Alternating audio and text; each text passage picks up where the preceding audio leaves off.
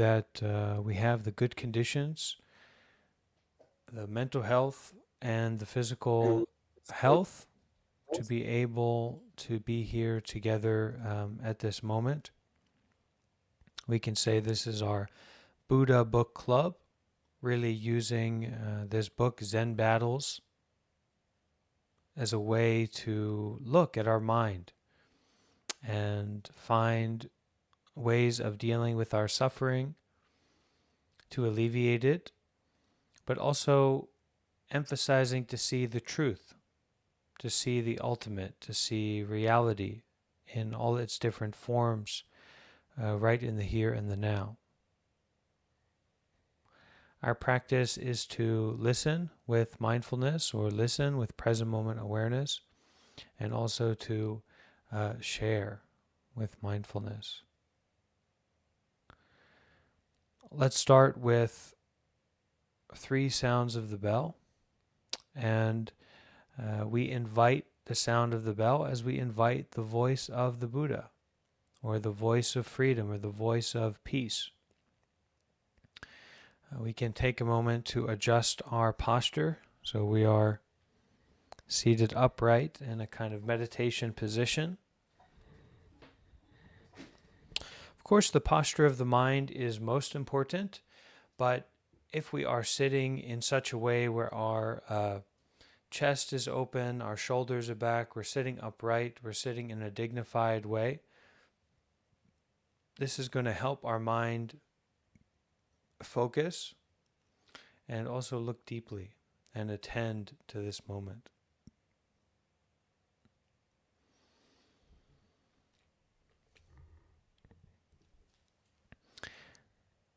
So we'll invite 3 sounds of the bell, and please find the present moment in your breathing and find, the joy and the fragrance of nowhere to go and nothing to do.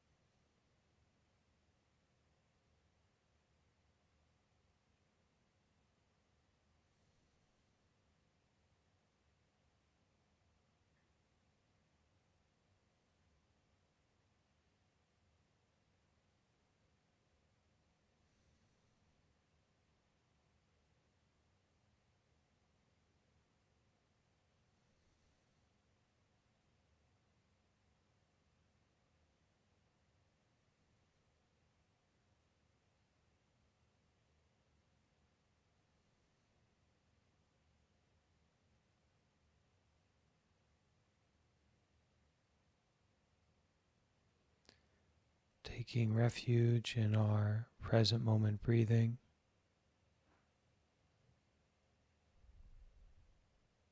Taking refuge in our open awareness with nothing to do and nowhere to go, just aware.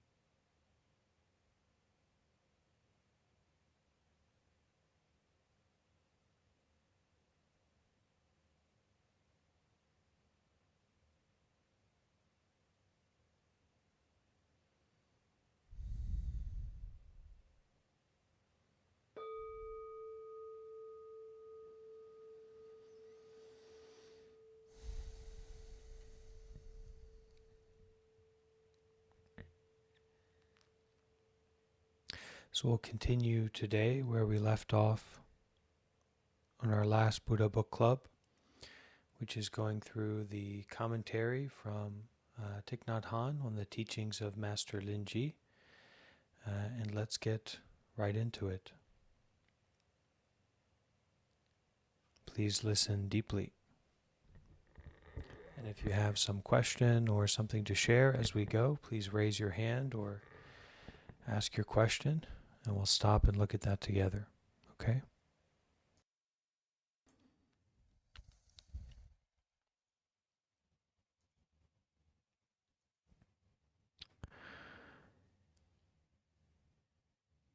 All the Buddha worlds are contained in this present moment, and we can be in touch with them easily, and that is a miraculous power.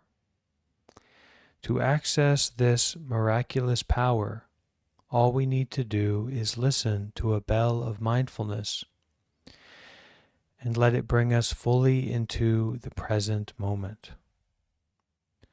When we hear the bell, we let go of all thinking, return to the breath, and get in touch with limitless time and space, in touch with the past, the present, and all the worlds. There are no Buddhas that we can't get in touch with in that moment.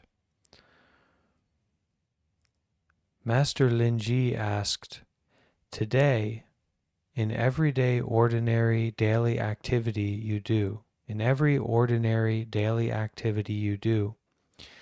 you feel that you lack anything? Is there any moment when the 6 miraculous beams of light do not shine out?" The 6 miraculous lights are our sense consciousnesses: sight, hearing, smell, taste, touch, and thinking. In our consciousness, the shining mind manifests. If we use these 6 miraculous lights skillfully, then we are the Buddhas. So these sense consciousnesses is that there is a form that is seen, right? Something that can be seen because there's light, and then there's the organ of the seeing, the eyes. But the awareness, the kind of incorporated awareness of seeing, is the eye consciousness. The experience of hearing is the ear consciousness, right? The experience of the body being is the touch consciousness. We see something and we know what we are seeing. We listen to something and we know that we are hearing. When we look like the Buddha. When we smell like the Buddha. When we touch like the Buddha. When we think like the Buddha. If in each moment our 6 miraculous powers are radiating, then we will have nothing to do. Okay, so that is to touch with mindfulness, right? To feel the bell. We touch as the Buddha. To see with mindfulness, we see as the Buddha.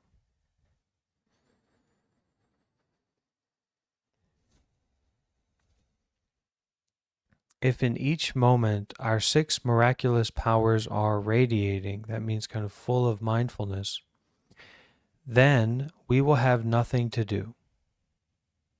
We will become what Master Linji called the businessless person. This is the spirit of the Buddha's teaching of aimlessness, apranita, one of the 3 doors of liberation, aimlessness. So nowhere to go, nothing to do, no business. And that's a very wonderful experience to have. You can kind of contrast it with the business struggles of life, right? The busyness, the responsibilities, the plans, the schedule that we need to hold ourselves can be very tiring. Whereas this businessless person means that there's not just you don't have anything to do, but complete aimlessness. You're just there. You're just aware. And it's not that you're just putting things on hold for a sec, but it's not there anymore. You've renounced, or you've given away, you've given up all business, all involvements, all aims, all directions.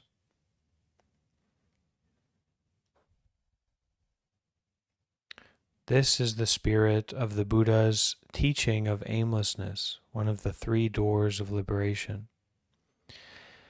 Master Linji taught, the 3 realms aren't secure. These realms are like a house on fire. They are not the place to make your lifelong home. At every moment, impermanence, like a demon, is there to put out its hand and take your life, making no distinction between the young and the old, the noble and the lowly. The 3 worlds of desire, form, and non-form are without peace. They are like a burning house, not a place we should get too comfortable or stay too long. The burning house is an image from the Lotus Sutra. The demon of impermanence is death, his hand holding a scythe, and in each moment it destroys without distinguishing between young and old. How do we escape this house on fire? Master Linji taught, if you want to be no different from the Buddha, our teacher, then do not run after things outside of you. Every instant your mind is able to shine out the light of purity is the Dharma body of the Buddha, who is right here in your home. The light of non-discrimination that arises from every moment of recollection is the transformation body of the Buddha that is right in your home. These 3 bodies are not different from you who are standing in front of me listening to the Dharma. This wonderful function can only be possible when you do not direct your energy to chasing after something outside of yourself. Don't chase after something outside of yourself. Don't chase after something outside of your mindfulness or your present moment capacity to be with the phenomenal experience, whether it's tightness in the body or tightness in the mind. This wonderful function, this light of non-discrimination that arises from every moment of recollection, can only be possible when you do not direct your energy to chasing after something outside of yourself. Just come back to your mindful breathing. Just come back to your facing, being with. If we don't want to be different from the Buddha, then let each of our thoughts give rise to the pure light that is the Dharma body of the Buddha in your own house. So let each of our thoughts give rise to the pure mindfulness that is the wisdom of enlightenment, right in your own house, right in this moment, right in your experience. The light of non-discrimination rising from our own mind is the retribution body of the Buddha. The light of non-discrimination rising with each thought of our mind is the transformation body of the Buddha. The Dharma body is the Dharmakaya, the manifestation of the Buddha in different forms, so that everything is a kind of manifestation of peace, of freedom, of actualization, every form. Each of those manifestations is a transformation body of the Buddha, the Nirmanakaya. The retribution body, Sambhogakaya, is the beautiful body of the Buddha that comes about because of the way he lived his life. We can also say that every manifestation of a mental phenomena or a physical phenomena, name or form, whether it's a bell or a philosophy or the president or something like that, is arising out of ever new impermanent nature. Our depression, our anxiety, our life is, our present moment experience is arising out of impermanence.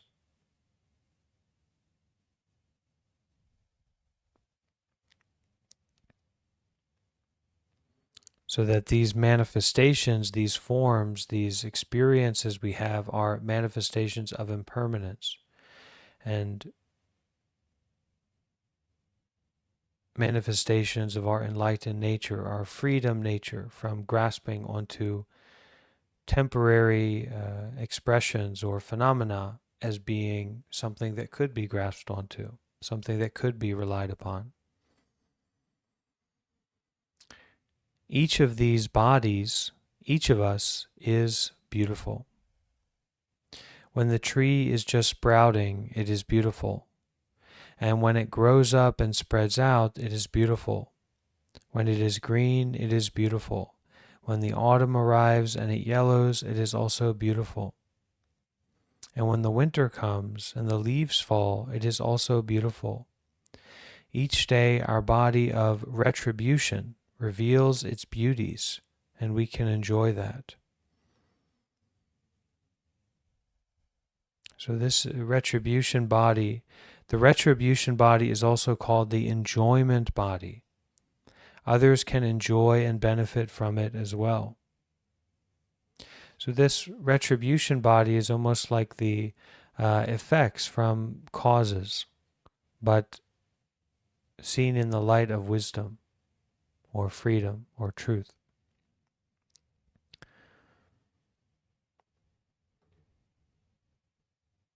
Because when we start to follow this path seriously, there's a lot of enjoyment.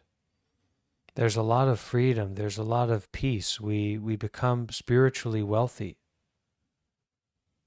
And we become grounded in a mindfulness or a presence that's really tuned in to that spiritual wealth and is constantly reaffirming it, developing it, and enjoying it.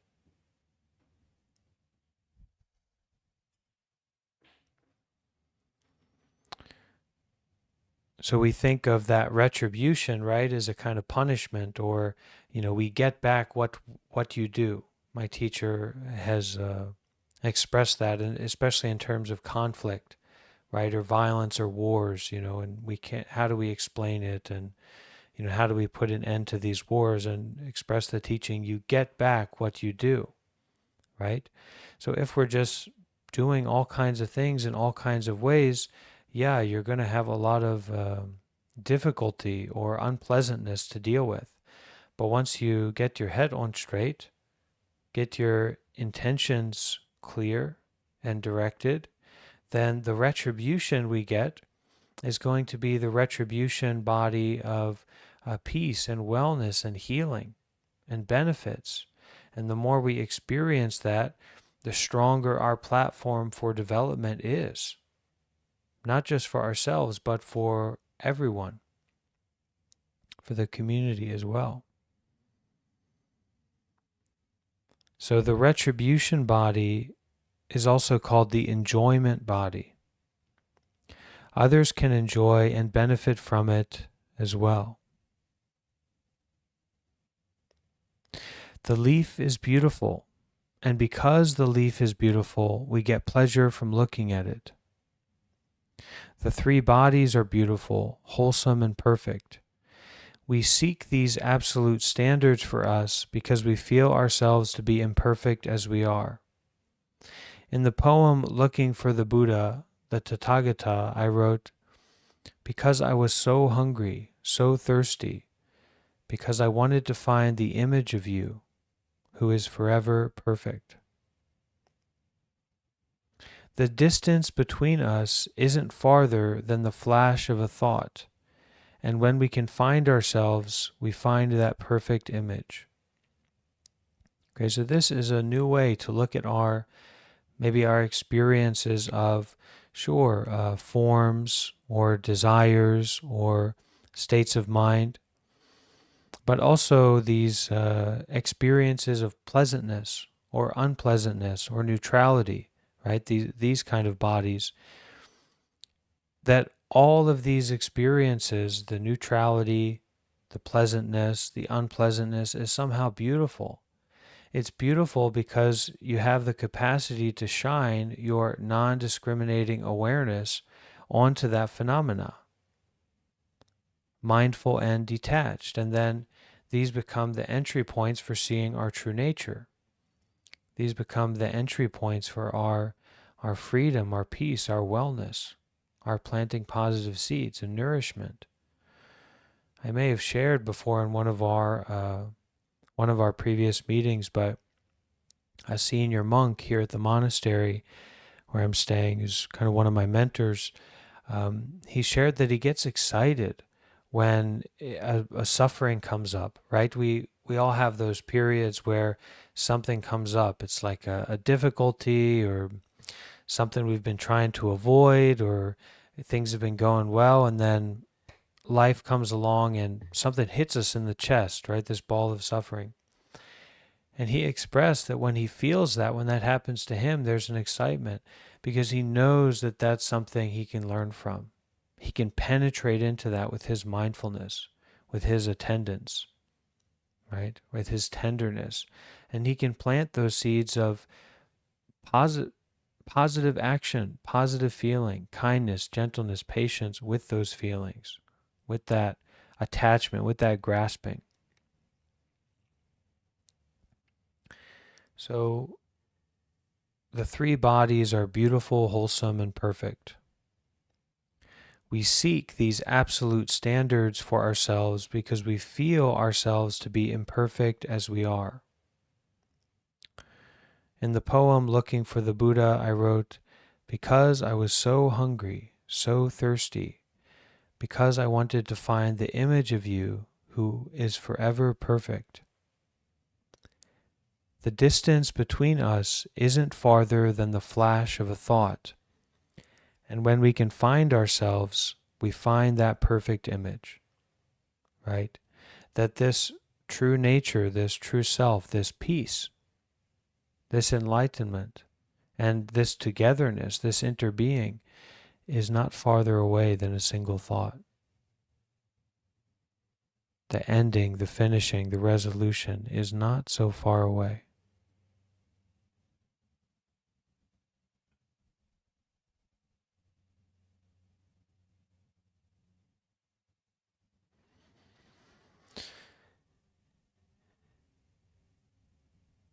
Let's listen to a sound of the bell.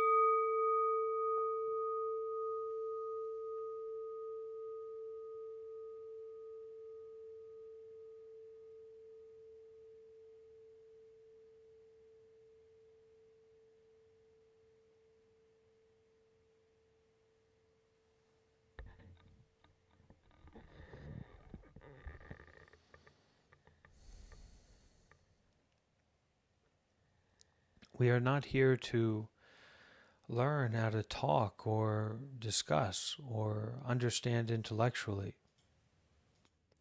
If you want to understand Buddhism or learn how to chit chat intellectually, you should go and talk to ChatGPT, something like that. Rather, we're here to stop and to know our true self and to see our freedom and our realization, our peace in that stopping, in that ending, in that finishing of involvements, contrivance, complicatedness. We may have this idea that The spiritual path is some exercises we do. Maybe we go jogging a few times a week to maintain our cardiovascular health. Spirituality, this practice, is more like that beating heart. It doesn't take a day off, doesn't take an hour off, doesn't take a moment off. It's like our breathing, constantly there, constantly to be attended to nourish ourselves with.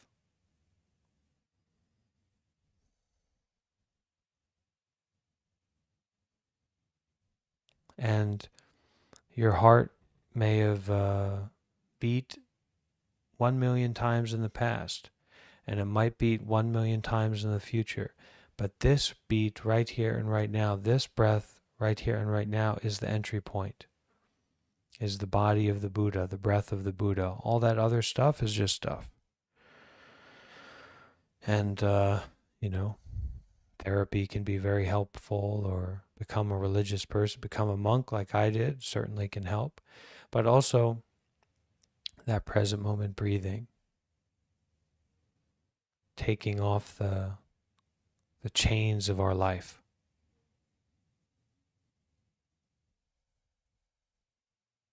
No semantics. Who cares? Right or wrong? Who cares if the Buddha was a real person or not? What does it matter?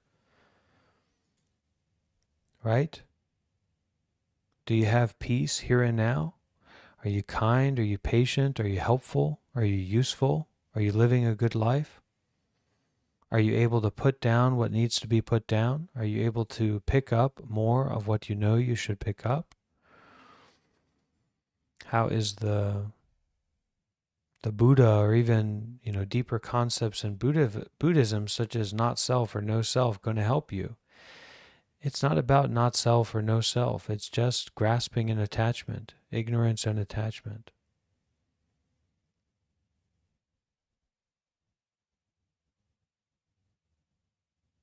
If you pick something up, know how to put it down. That is the human condition. This body has been picked up. I take responsibility for this body, and that means I take responsibility for putting it down. And there doesn't need to be fear or confusion in that. It's just natural impermanence. Same with any idea or something I feel is very important. I need to take a rest. Oh, this person, this situation, this problem in my life.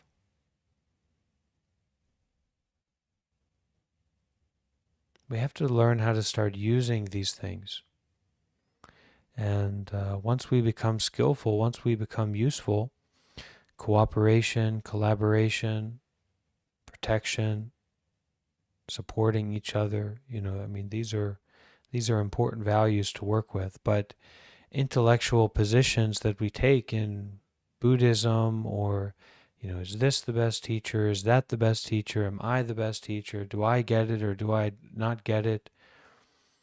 It's just to be used, not to be clung to. The same with these teachings, right? Thich Nhat Hanh, Dear Thai, he say that, look, this is a book of laxatives.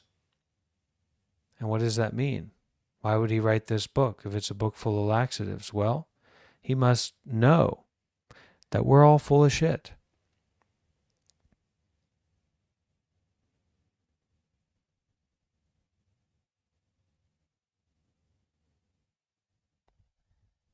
But he also knows, and I also know, and I think we can understand, even if we aren't practicing with that as much as we should, but human excrement, or our shit, is the best fertilizer for this garden.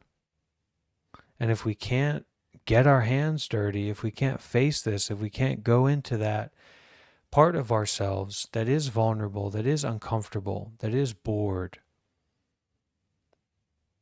then we won't be ready to change our life.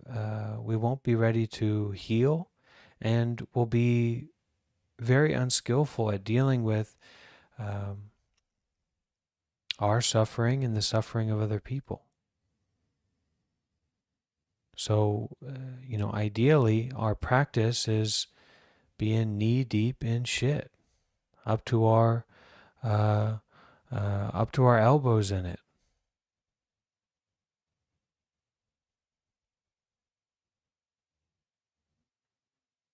And actually, here at Deer Park, where I'm staying, one of the long-term resident, he is wonderful. He's kind of like our maintenance man kind of guy, but really wonderful man. And we're doing humanure. We are processing some of that excrement to make fertilizer, to plant seeds for a new community. It's time to wake up. Shout out Joe Riley. Okay. Any questions so far? Any comments?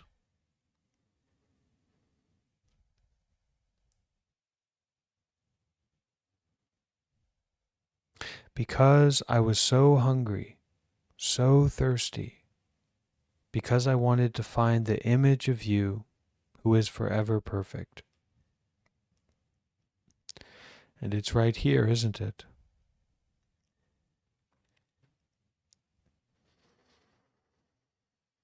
In our mindful breathing, in our turning the mind around. So all of these, when we can find that, when we can see our true self like that, all of our activities are generosity. Because at our core, nowhere to go, nothing to do. Businessless person. Freedom person. Freedom moment. And from there I will help. I will support. I will volunteer. I will show up because this has a benefit, has merit. Not because I'm going to get profit from it, but because I know this can bring benefit.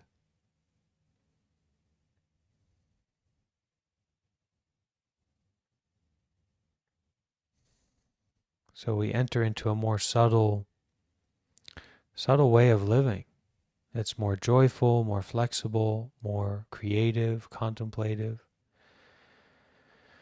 But first, stop, turn the mind around, experience that true self, that mindful breathing, mindful seeing, mindful walking. And it has to be a gift that we offer to ourselves because there is that habit energy there. Oh, I'll go this way, I'll go that way. And a lot of us, we don't have very good structures that we're going towards. It's the TV, or it's just mindless, right? It's just some kind of distraction. So we've got to learn how to give ourselves this gift of mindful walking, mindful breathing, listening to the Dhamma. If we need something to be on, right, something to be making noise, how about a Dhamma talk from Ajahn Brahm or Thich Nhat Hanh or Plum Village Songs, right? Or we can say a wisdom talk, and that's at least better for most people than just whatever they can find to put on.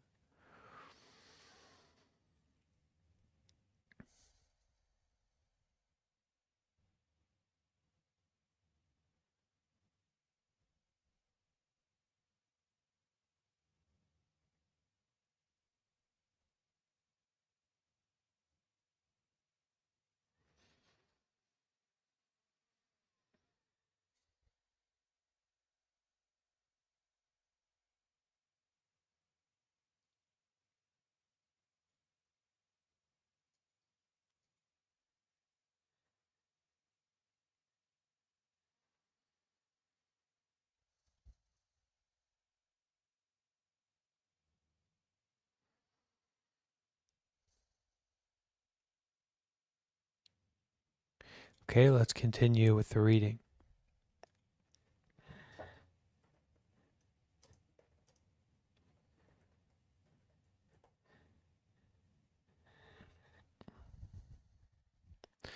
Master Linji taught, a teacher of old has said, the three bodies are established in dependence on the true meaning. The Buddha lands are commented on in dependence on the original nature. Therefore, the bodies and the lands in the terms of the Dharma nature are clearly just reflections of light. Therefore, in terms of the Dharma, both the three bodies and the pure lands are just reflected light. So one dimension of Buddhism here that I want to bring up is that Buddhism is really a preeminent school of philosophy. And it's not fair to say that Buddhism is just religious in nature, but if you just hear these things as someone who doesn't have a background of experience or study or practice with Buddhism, you may hear Buddha bodies, Buddha lands, right? The three bodies of the Buddha. And the Dharma, right? The Buddhist teachings and how vague this can be. But what it says here, the three bodies are established in dependence on the true meaning. So the source here is the true meaning. What is the true meaning? Now we're looking at a fundamentally Buddhist question, or what Buddhism poses to answer, Zen poses to answer. Another one, the Buddha lands are commented on in dependence on the original nature. So the Buddha lands are dependent on the original nature. So this is another question, right? What is the original nature? This is what Buddhism is looking at and posing to answer. And it goes on to say, therefore, in terms of the Dharma, so this is Dharma with a capital D, which means the teachings of the Buddha, recorded or otherwise, the directive of the Buddha. Therefore, in terms of the Dharma, both the three bodies and the Pure Lands are just reflected light.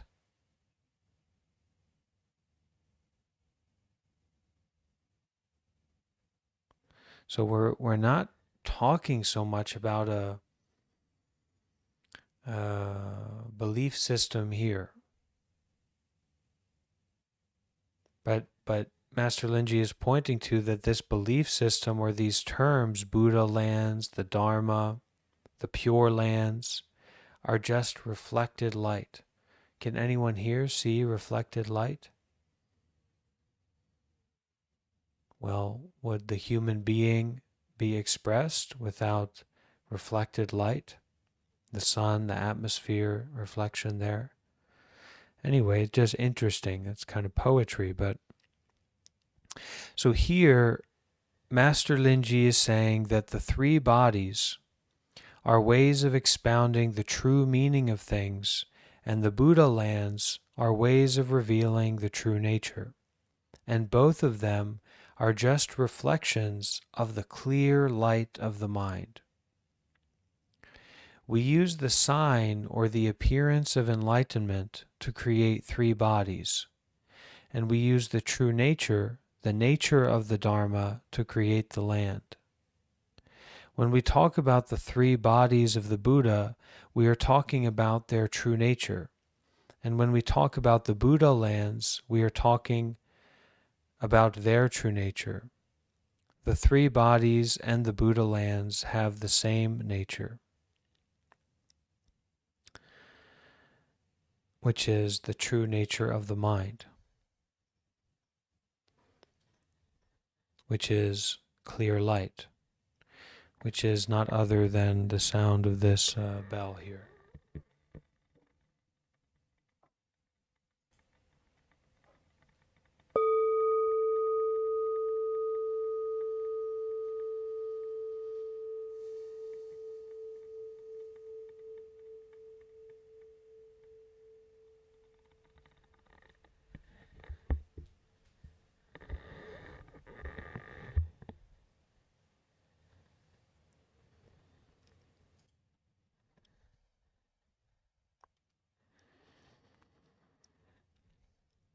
The earth gives rise to human beings, men or women or other such human beings.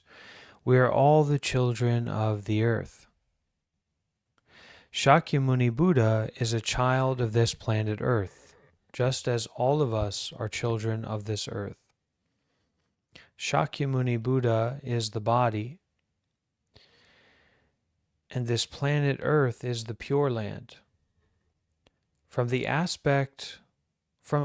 perspective of the true nature, both the body and the land are one. And this is one of those things that kind of goes without saying. You don't need to say it. I mean, this is ecology, right? This is, why does our giraffe look like that?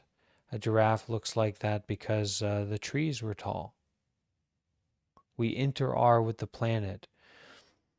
It's one of those things that we can kind of empathize with the truth of it, but we don't have the physical capacity of the brain to grasp that, to understand the integralness of that, right? That we are emanations from the earth, or we inter-are with the earth. We are inseparable from our Mother Earth.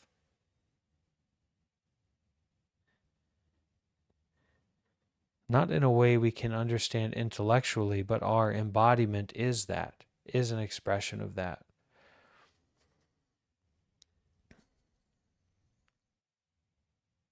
Our bodies depend on the land, the earth, in order to manifest. We are born from the earth, and when we die, we return to the earth so that we can be reborn. Master Linji is saying that those three bodies of the Buddha aren't anything different than you, who you are, standing in front of me, listening to the Dharma. The person who can play with this reflection is the root of all the Buddhas. That person can be us, if we know that the Buddha and the Pure Land are just reflections of ourselves. We say in the Plum Village tradition, I have arrived, I am home. Anywhere is the home of the one who practices. We go out to work, we have arrived. We return to our homes, we have also arrived. We go on walking meditation, we arrive in every step, every breath. Master Linji taught, your body, made of the four elements, doesn't know how to speak about or listen to the Dharma. Your spleen, stomach, liver, and gallbladder cannot talk about or listen to the Dharma. So what is it that knows how to talk about and listen to the Dharma? It is the bright clarity that has not the slightest outer form standing in front of us here.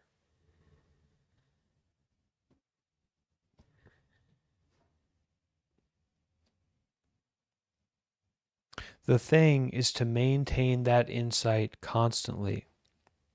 Do not allow it to be interrupted. Whenever your eyes are in contact with it, you will be able to see it.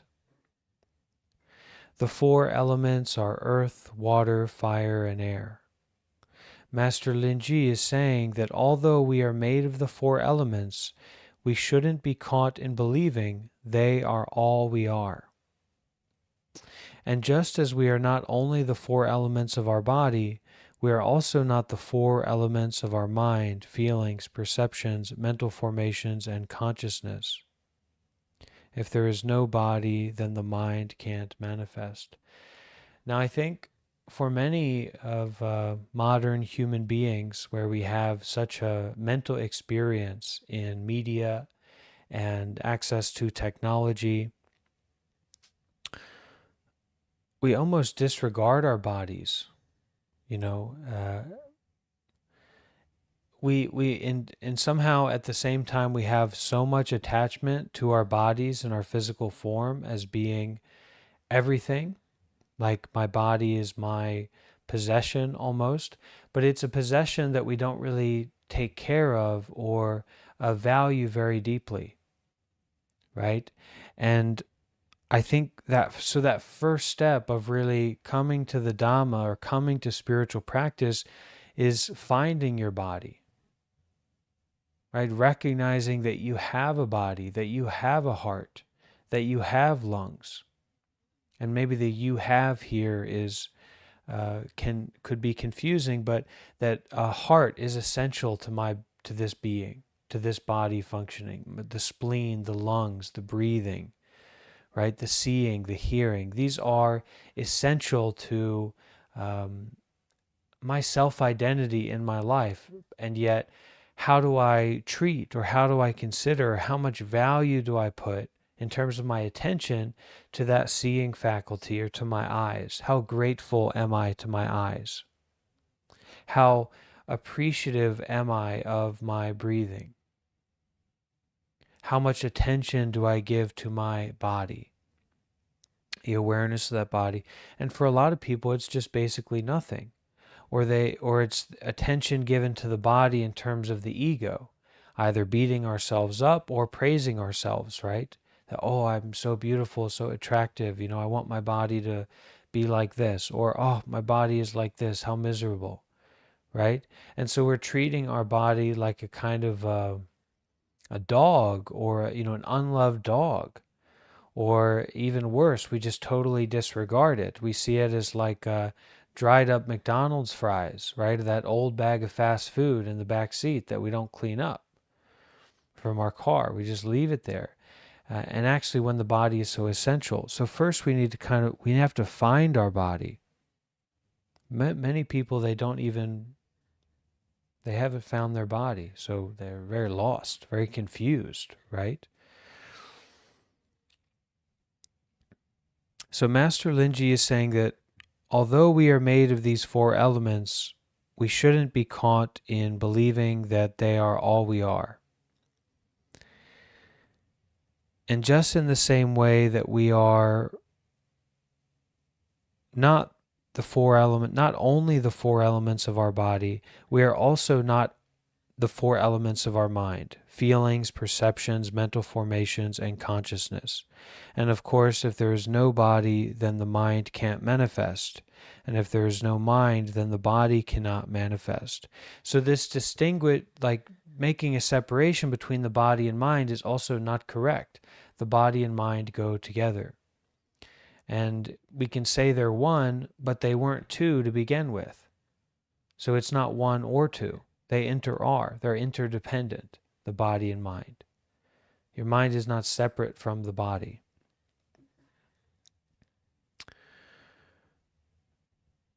So these feelings, perceptions, mental formations, just like consciousness, just like a backache, just like your vision or your hearing, which may change, just like your physical appearance or getting sick, is not your essence, your nature, right? If you get COVID-19, you don't say, I am now COVID-19.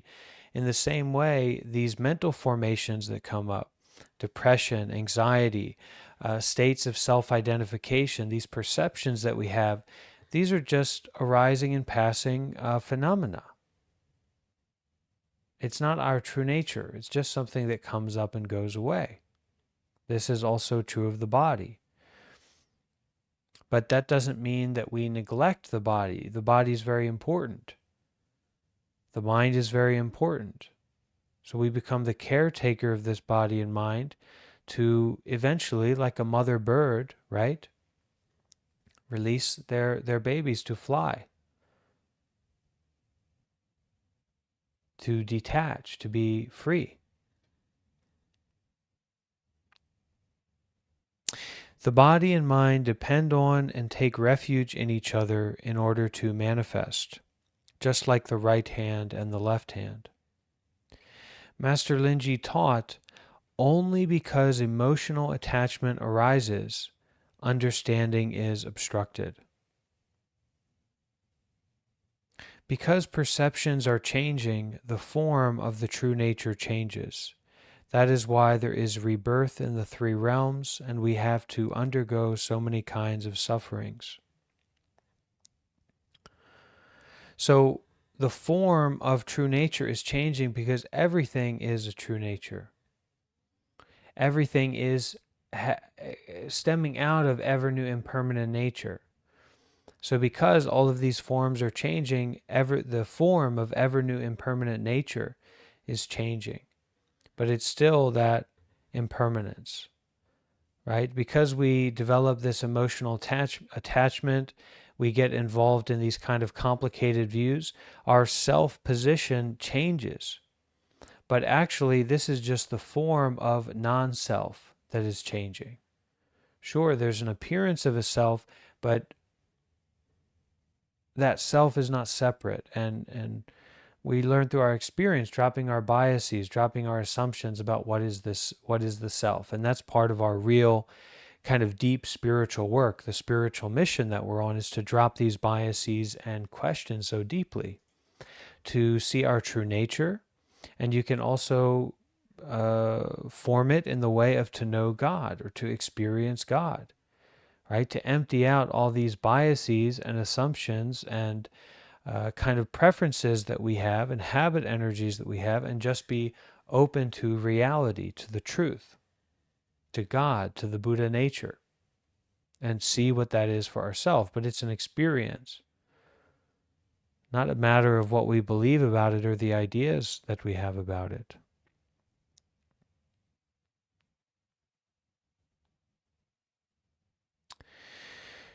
Consciousness has no form. It passes freely through the 10 directions. In the eyes, it is called sight. In the ears, it is called hearing. In the nose, it is called scent. In the mouth, it is called conversation. In the hands, it is called holding, and in the feet, running and jumping. All of these arise from one shining light, which is divided into 6 functions working together in harmony. Whenever wrong thinking does not arise, there is liberation. Moment by moment liberation. Moment by moment freedom. Moment by moment recollection of the light of non-discriminating present moment awareness.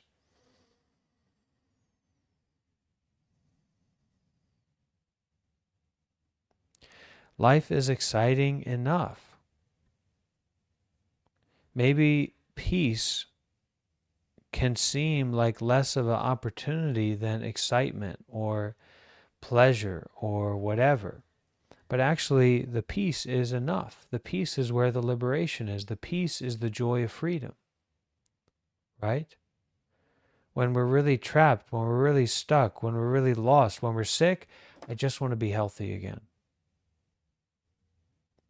When we get into a difficulty in our relationship, right? Maybe some kind of personal relationship, we just want it to calm down and be back the way that it was. So instead of stepping out from this confused position of desire and fear or attachment to appearances, we can detach from wrong thinking. Don't put the extra energy into solving, figuring out, managing, identifying with the business. When wrong thinking does not arise, there is liberation.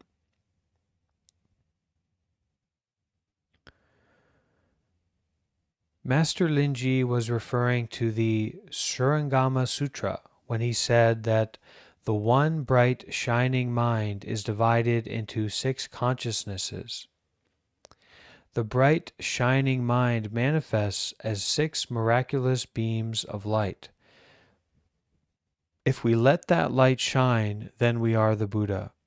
But if we let this shining light be covered up by our afflictions of greed, ignorance, and hatred, then we are ordinary living beings, right? So we allow the light of our present moment awareness to shine through the seeing faculty, the hearing faculty, the touch faculty, the breathing faculty, right? The tasting faculty.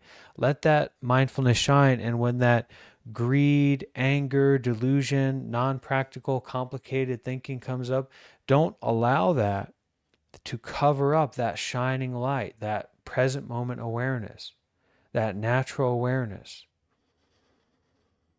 And so we can tune into some place that's safe and nourishing when those greed and anger and ignorance come up, right? We can tune into our breathing as a refuge.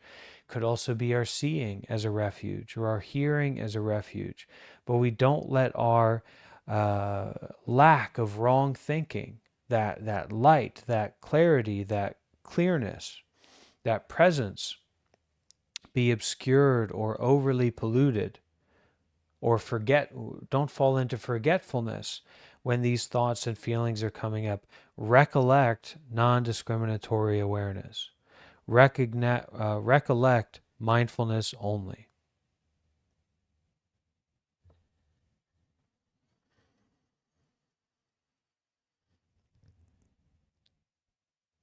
The ancient teachers wanted to help human beings, so they gave us skillful means to help us practice. But we get caught in those skillful means. For example, to help us touch the Buddha in ourselves, they created the Buddha statue. And they created the temple and put the Buddha statue in the temple.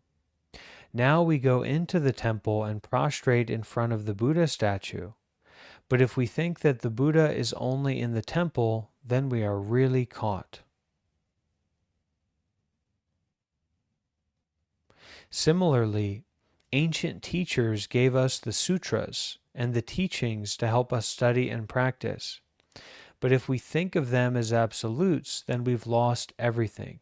So if we if we attach to these Buddhist teachings or these ideas, these words and phrases of teachings, then we're lost. For example, we say we should do walking meditation, that it brings about wellness. But if we do walking meditation because we think we should, making slow and exaggerated steps, then it just looks funny and doesn't help us feel happier.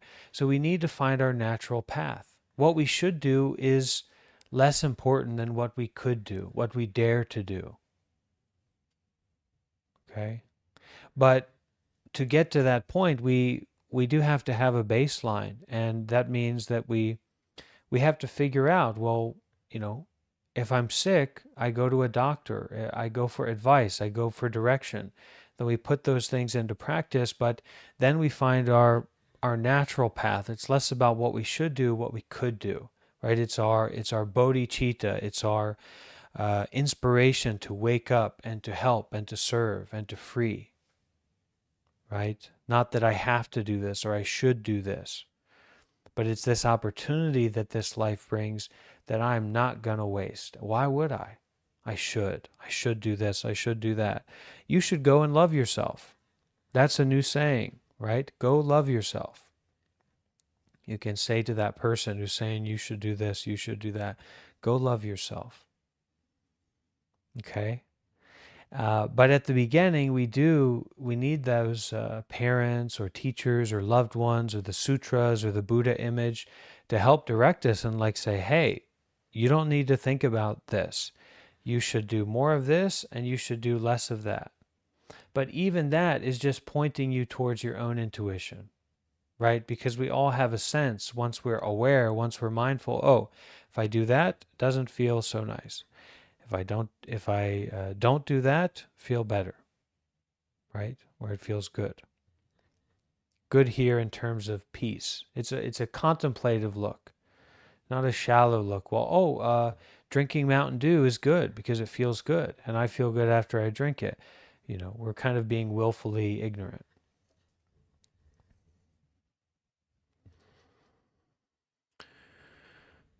So if we do walking meditation because we think we should, making slow and exaggerated steps, then it just looks funny and it doesn't help us feel happier.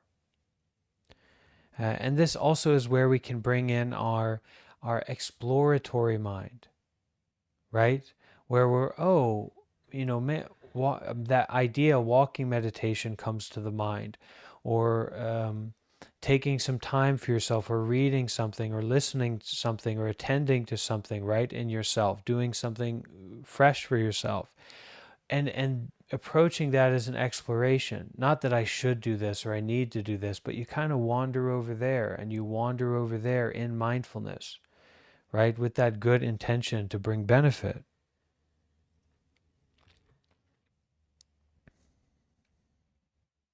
And don't just, grind or fall right back into that tendency that is there. You may go back to that, and hopefully we'll build practices and tendencies that are more nourishing, right, and sustain us and nourish our mindfulness, right, and our insight, our deeper understanding. So, but before we kind of go back into that, we can go a little bit over here, go a little bit over there with our mindfulness to explore, to open.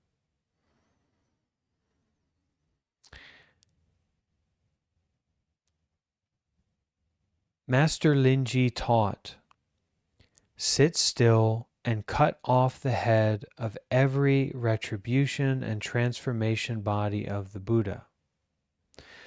Who would dare to say things like that? A long time ago, two Zen masters were on a mountain doing sitting meditation together on the rocks. After the sitting meditation, they had a conversation. One of them said, I am liberated from all signs and appearances. I have reached signlessness. The other one doubted the first. So when the one who'd said he was free from signs left to go down and urinate, the other monk, using a piece of chalk, wrote the word Phot, which means Buddha, on the rock where the other had been sitting.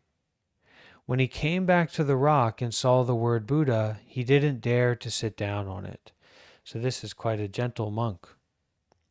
The second monk laughed and said, You see, you're still caught by the sign. You haven't reached signlessness. This is why it's so important that we get on the court. We find ways to step onto the court, to step onto the field, because we are the experts of getting what we want. And when it comes to something that's more material, I mean, even people of simple means can kind of work out a way to get what they want materially, especially if it's in America, right, or a country like this. But in the mind is more subtle, right? So we can also cling and strive and convince ourselves that we've developed this attainment, or we develop this position, this authority, this wisdom. Oh, I'm so wise. I've got this experience. I understand impermanence, or I've attained this, or I've attained that. And you can convince yourself of that for your whole life, right? But it's not until you get onto the court or you get onto the field with other practitioners, or you go out there to exert your wisdom for the benefit of others, that you realize, oh, I've got a lot of work to do, or, oh, I'm going to be more humble, or, oh, I'm going to take a new approach and listen more deeply, right?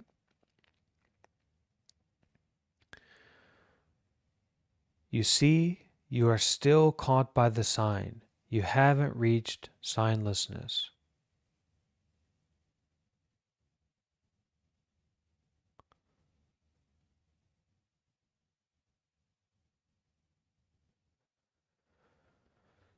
Let's listen to a sound of the bell.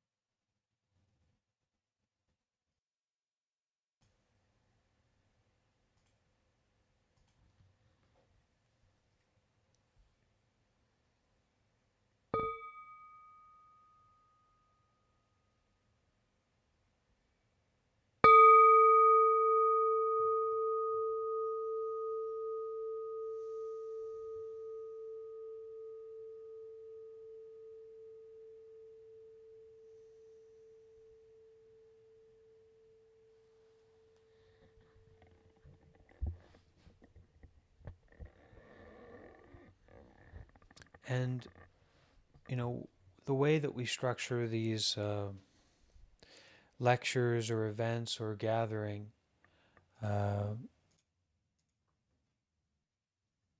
intention here is to support your capacity and to bring the good conditions for us to bring this recollection into all the different aspects of our life, right? Arrived, I am home. You go to work, arrived, I am home. You listening to Bhante go on and on, arrived, I am home. Okay, you find yourself stressful or getting overwhelmed by some emotion or some situation, arrived, I am home.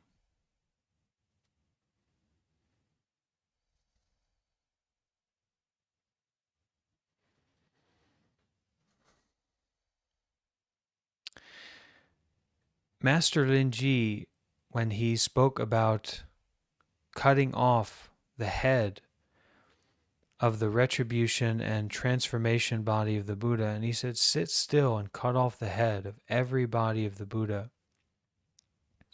which is a kind of a joyful power we can have, right? To refresh and restart, even stand up, adjust our robe, adjust our mind a little bit, stand up and sit still. When we know that we're cycling and reminiscing and kind of we're all juiced up with nonsense, okay? We stand up and we stretch and we move, we take a breath, okay? It's a great capacity that we have for it, especially in conditions like these. So Master Linji taught, sit still, so take a seat, and cut off the head of every retribution and transformation body of the Buddha. Who would dare say something like that? Master Linji was reminding us that the transformation and retribution bodies of the Buddha are established in dependence on the true and are not objective realities. Your self-fixated experience is not an objective reality. Even the transformation body or retribution body of the Buddha, the enlightened one, right, is not a fixed reality. It's not an objective reality. A Zen master can break the Buddha statue into pieces to help the Zen students to see that the Buddha isn't made of copper and of clay. We aren't killing the true Buddha. We are killing our view of the Buddha so the true Buddha has the opportunity to manifest. Master Linji taught, all the fully awakened and wonderful awakened ones are just like shackles coming to imprison you. Arahats and self-enlightened ones are like the latrine pit. So this, I think this is an important, I want to bring this up because this is very foreign to American culture, to Western culture. Let's say human beings are on a spectrum, right? In a spectrum, you have a middle point, and then you have all the way over on one side, you have all the way over on the other side, right? So let's say in general, from our experiences growing up, we see that people are generally in the middle. They're generally fine and can be a little bit more or less intelligent, a little bit more or less kind or not kind. And people are, hopefully we've had the experience that people are generally fine or somewhere in the middle, normal, ordinary, not too exciting or interesting. But in America, we know very well about one side of the spectrum, which is this powerful suffering, right? We know these people who have bipolar with psychosis. We know these people who have very serious depression. We know these people who have very serious mental illness, very deep, powerful suffering. And we also have the idea or the notion of great evil, right? think about the cartels and drugs and drug dealers and, these kind of evil, bad, wrong people, serial killers, right? But especially, people who are at the edge of their rope in terms of suffering and kind of unskillfulness or addiction in the mind. Really, really suffering, right? And they're on Skid Row, they're homeless, they're helpless. No one can deal with them. They're so difficult, right? They're suffering so deep. And then we know a little bit that there are good people in the world, right? There are kind people, there are generous people, there are forgiving people who are a little bit more farther along on the spectrum, maybe even quite far. We can say like, wow, that person made such a great impact on my life. They were wise, they were compassionate, they were attentive to me, they helped raise me, right? In the Eastern philosophical community or tradition, there's a real emphasis on the trainings or the practices that lead to the development of that goodness, right? The Buddhism or the meditation traditions are training do good, feel good, virtuous living. They're training that deep concentration of attentiveness. They're training that broad wisdom and insight. And they're training that power, that really, really deep power. And maybe some of us have been lucky enough to meet those kinds of people in our life or come across stories or have ancestry with that. And we've touched that. We know about that, right? So when Master Linji says here, all the fully awakened and wonderful awakened ones, he's talking about people on this spectrum, right? He's talking about people who are NBA level, NFL level of what? Of compassion, of mindfulness, of wisdom, of wielding a great sword of finishing and ending and resolving sufferings and confusions and disputes, right? And wielding a great, great flower of compassion, of loving kindness, of gentleness, of a capacity to face suffering and wish for it to end.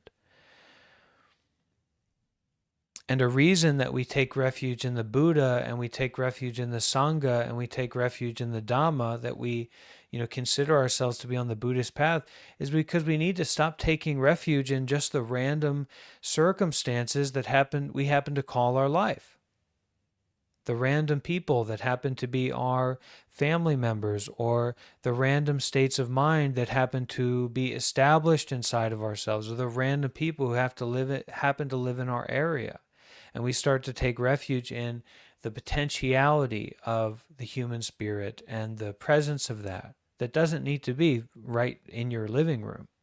It can be there in the mind, in the heart.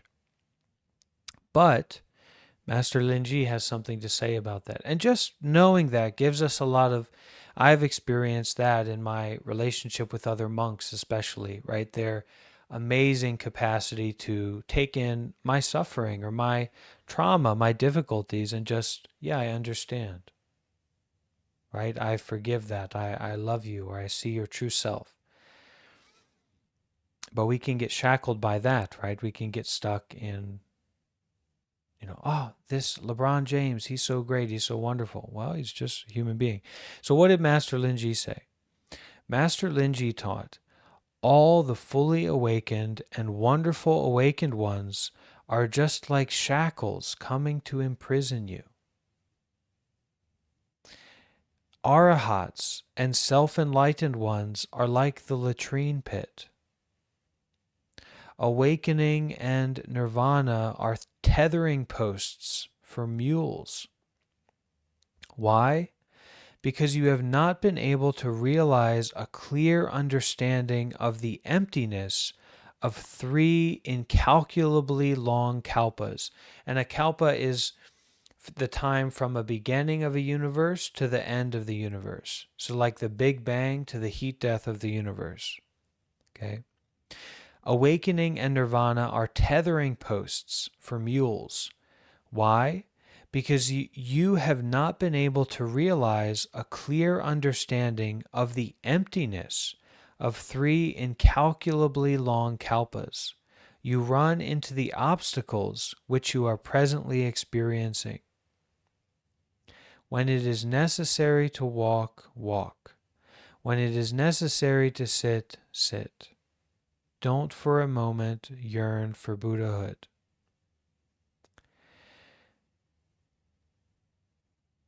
Don't for a moment yearn for Buddhahood. Stop chasing. Stop seeking.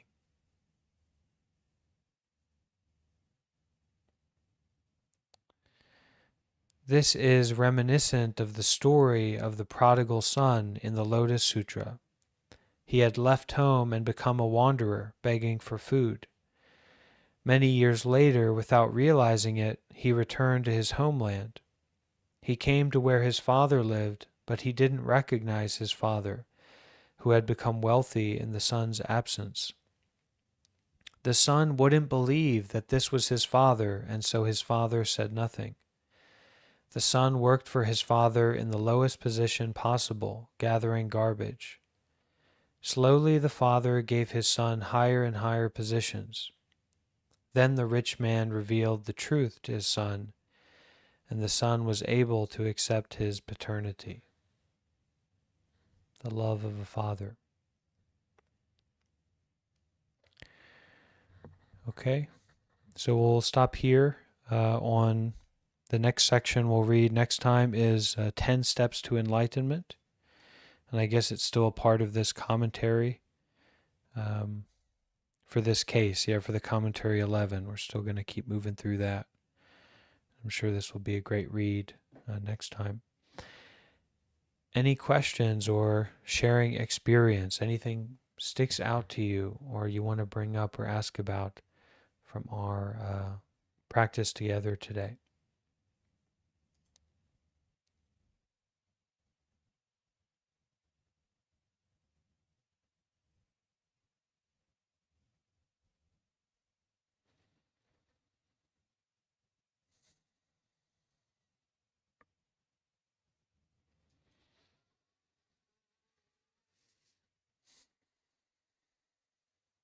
How can we really know that we are in the present moment awareness? I'm sorry, you'll need to And speak up. You'll need to speak a little bit more clearly. Bante, how can we really know that we are in the present awareness moment? How come we did not know that we are in the present awareness?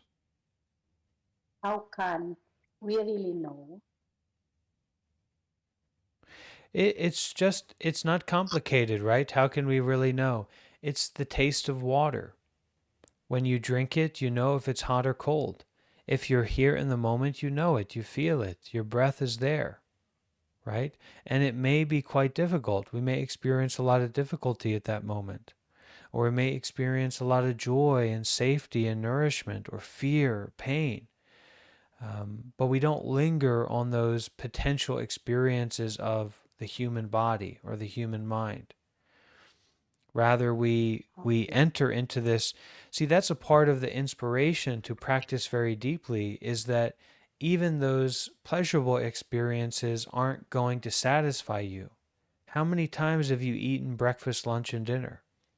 How many times have you done something that is very pleasurable for the purpose of satisfying this desire, this thirst?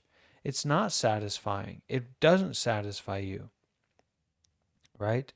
So, in the recognition of that suffering is also the recognition of the decoupling from grasping, from desire, the relevance of that, the practicality of that. So, we can start to nourish ourselves on mindfulness. And it doesn't need to be stimulating, it doesn't need to be pleasurable, right? It's not meant to be like a massage. It's an entering into light. And when you breathe and you are aware, you know it. And if you don't quite know it, then you use a mantra. I have arrived. I am home. Breathing in, I have arrived. Breathing out, I am home. We train this mind, this monkey mind, jumping around, liking and disliking, telling stories, having fear, having desire, right? Having dreams, having nightmares. And we make our own nightmares, don't we? So we tell this monkey mind, okay, yeah. I have arrived. I am home. In the here and in the now. Breathing in, I am solid. Breathing out, I am free. We practice like that. We train the mind. Okay. Don't So this is not the answer.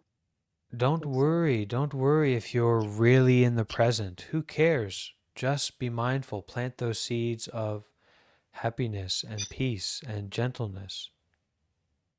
You know, say, come home, right? It's like uh, maybe you have a child and that child goes to the school and you go to pick the child up from that school and the teacher says, hey, I'm not sure if your child is really deserving of this education or if they're really a good child or not. And as the mother, um, you say, yeah, they are.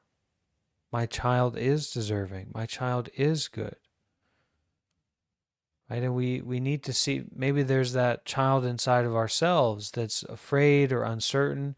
And so we need to show up and say, hey, I am home. I have arrived. I am mindful. And I'm walking and breathing in freedom. Period. No discussion. And whatever background noise is there, that's okay. Breathing in, I come home.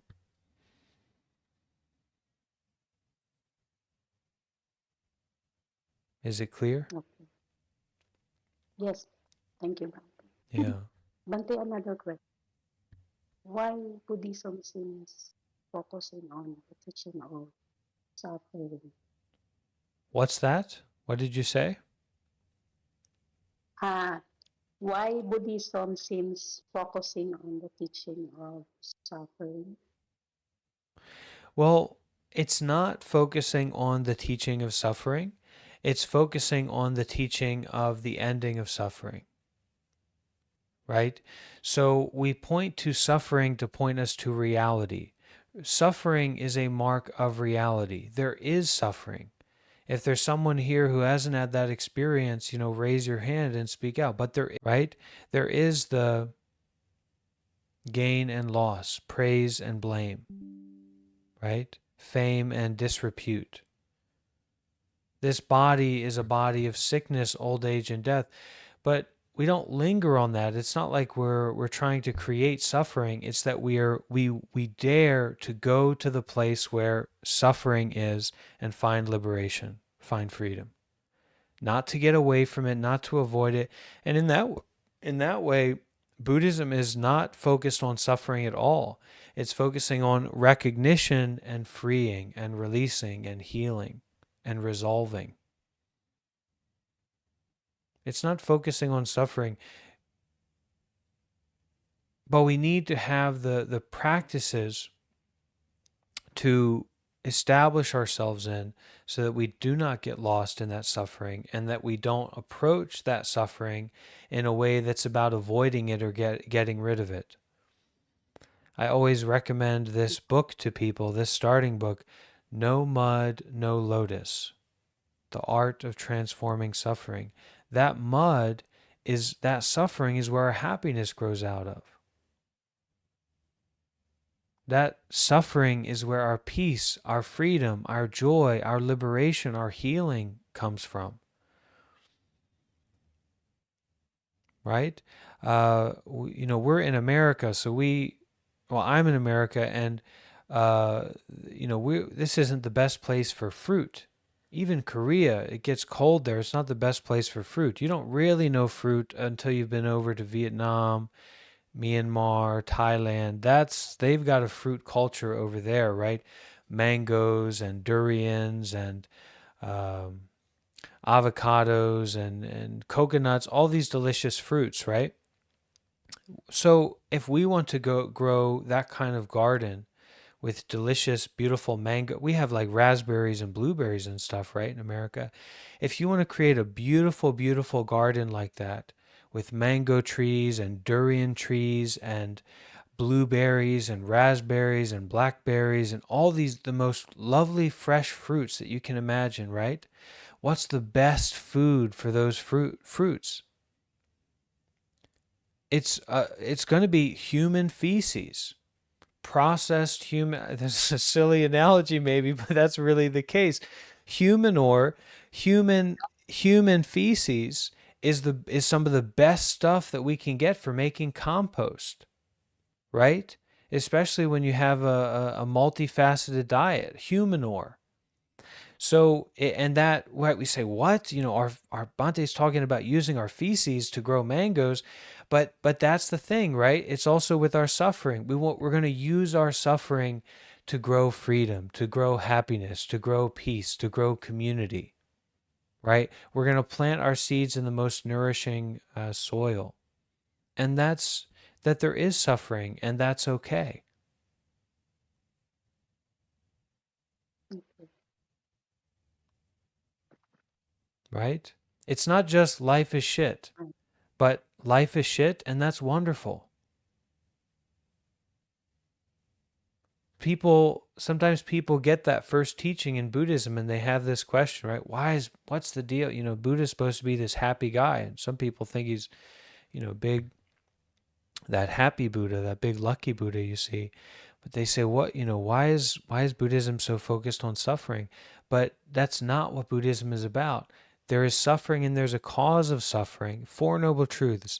There's suffering, yeah, and there's a cause of that suffering, so we know why suffering is happening. 3, there's an ending of suffering, which in Buddhism is enlightenment, is freedom, is the Pure Land, right? Real, true freedom and peace. And then a path to peace, a path to ending suffering, which is virtue, meditation, and insight. The Eightfold Path that we can all walk on. So there's a lot of hope in it. And there's a lot of support that we can get from the Buddhist community to continue our practice, to deepen our practice, to get as much as we need from it. A lot of people just need community, or they need material resources in a way doesn't sap their soul, right? And my teacher's community or my teacher's work really focuses on offering that to people. Spaces and community, and we're trying to build more spaces like that from what we're doing here. Take refuge in the Sangha, take refuge in the monastic community. And because the monastic community is this very special established tradition of renunciates who live on generosity, it means that monks are in a very good position to receive support and then use that support for other people, to support other people as well. Especially when you're, a big, famous, very enlightened monk, you're going to have a lot of people who want to support you and your initiatives. And then if your initiative is resource redistribution, providing people with housing, providing people with health care, providing people with meaningful pathways to move forward in their life, it's very workable. You're not going to find many other traditions or groups where it is so workable. And it's one of my teacher's missions.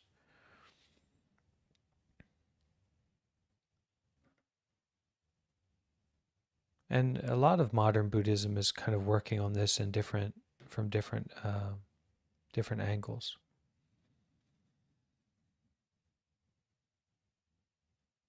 And that part of ourselves that says, Bhante, why are you always talking about suffering? Or why is Buddhism, so focused on suffering?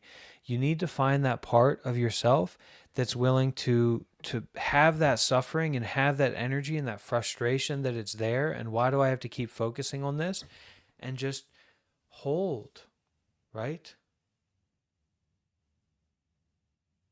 Just hold yourself. Put your hand on your heart and just listen.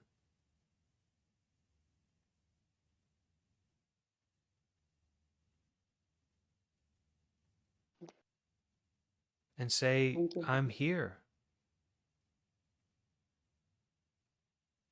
Don't be afraid. It's okay. And not using those outside ways of consumption to somehow cover up that feeling. We will still have that habit energy to do that, but we know that that's not how we live our life. That's not the meaningful path forward.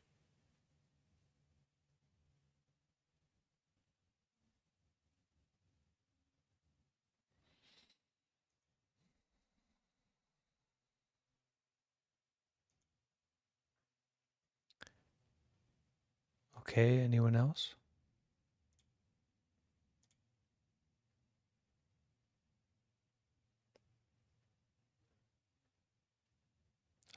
Nino, would you be so kind to read your text or just share with the group?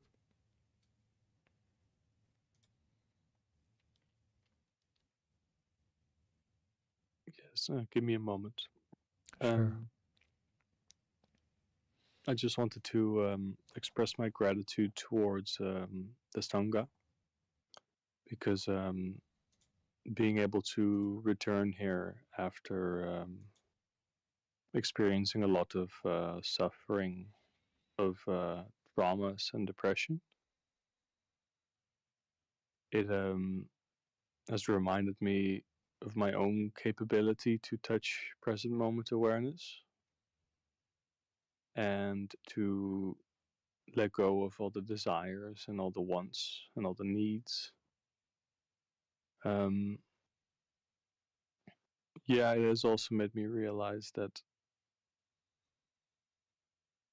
if I allow stillness, um, it can be a healing process actually, instead of looking outside of myself. There's a lot more to be said, but I'll leave it at that.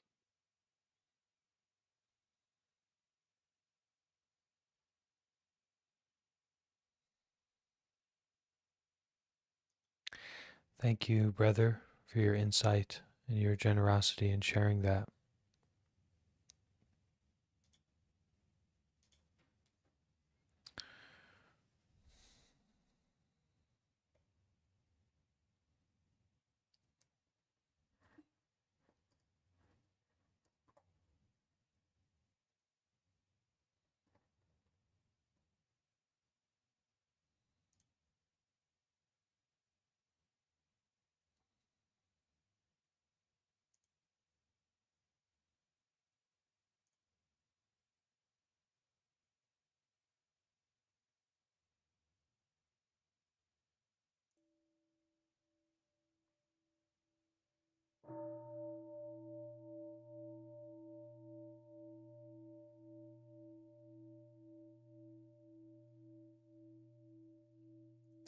Okay, friends, we're going to finish today listening to a chant of the Heart Sutra by the Plum Village community.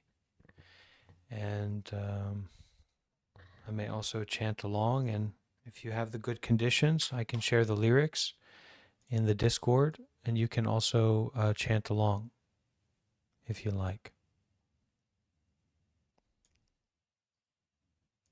So I will put in the Sangha Space channel and also the open discussion channel.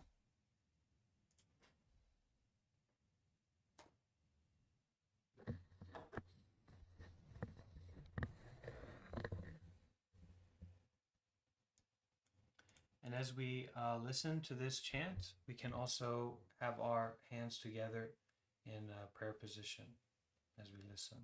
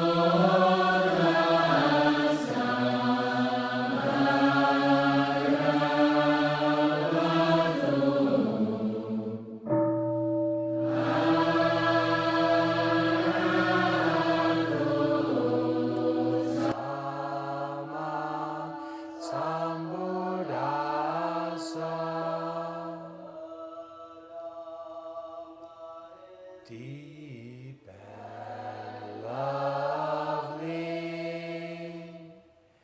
we now have a chance to see, study and practice it.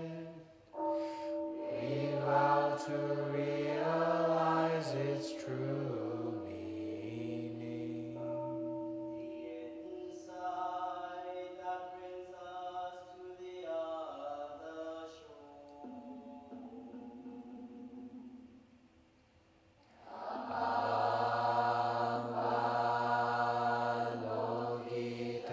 Avalokiteshvara, while practicing deeply, sight that brings us to the other shore, suddenly discovered that all of the five skandhas are equally empty.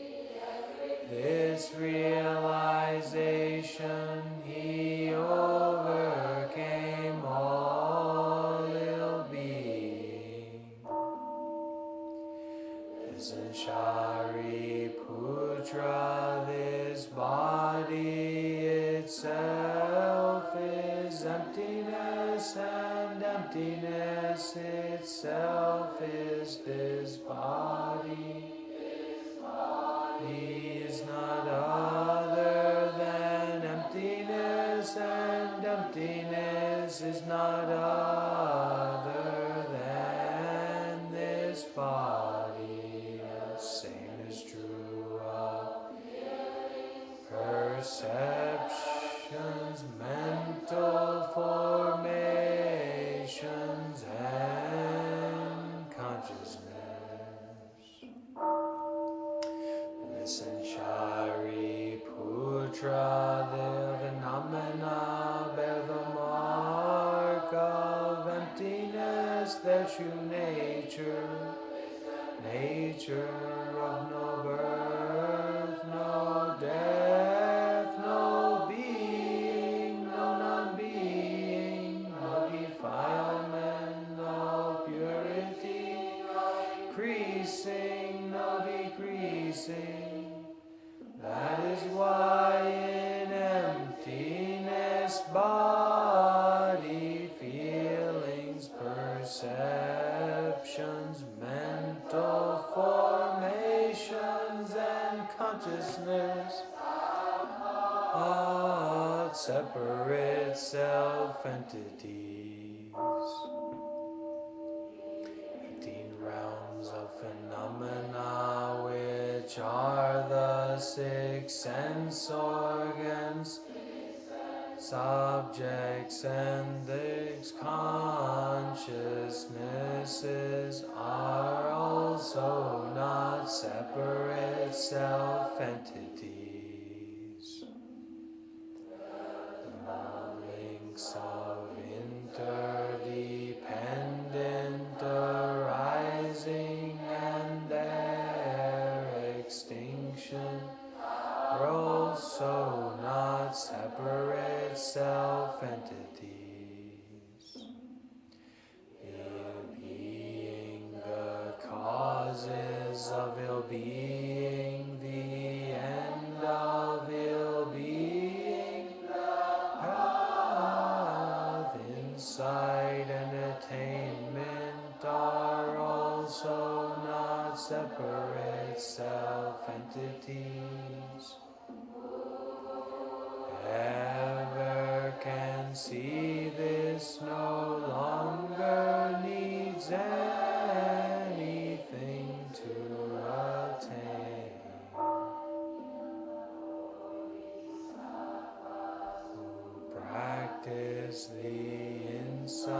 that brings us to the other.